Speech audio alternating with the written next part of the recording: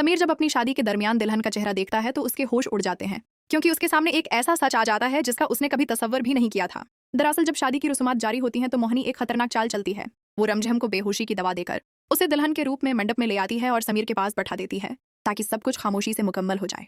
लेकिन किस्मत को कुछ और ही मंजूर होता है। जैसे ही रस्में शुरू होती हैं, दुल्हन अचानक बेहोश हो जाती है, जिससे समीर परेशान हो जाता है और फौरन उसका घूंघट उठा देता है।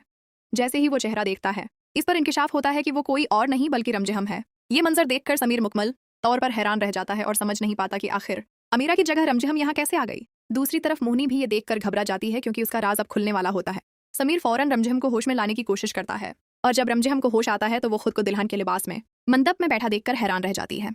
वो भी कुछ नहीं समझ पाती कि ये सब कैसे हुआ, लेकिन समीर गुस्से में आकर उसे इल्जाम देता है कि वो जानबूझकर अमीरा की जगह लेकर उसकी जिंदगी में मसला पैदा करने आई है। रमजहम रोते हुए सफाई देती है कि उसे कुछ याद नहीं और वो बेकसूर है। इसी दौरान मोहिनी मौका का फायदा उठाते हुए समीर को भड़काने की कोशिश करती है और झूठ बोलती है कि रमजहम ने अमीरा को बेहोश करके कमरे में बंद कर दिया और खुद दुल्हन बनकर बैठ गई। वो समीर से कहती है कि ये शादी धोखा है और उसे अमीरा से दोबारा शादी करनी चाहिए, मगर समीर गुस्से में ये ऐलान कर देता है कि शादी हो चुकी है और अब वो किसी और से शादी नहीं करेगा। ये कहकर वो वहां से चला जाता है, जिससे हालात मजीद खराब हो जाते हैं। अमीरा उस सारे मामले पर मोहिनी पर ही गुस्सा करती है और कहती है कि उसकी गलत चाल की वजह से आज रमजहम की समीर से शादी हो गई। गुस्से में आकर वो रमजहम का गला पकड़ लेती है और उसे इल्जाम देती है कि वो हमेशा उसके और समीर के दरमियान आ जाती है।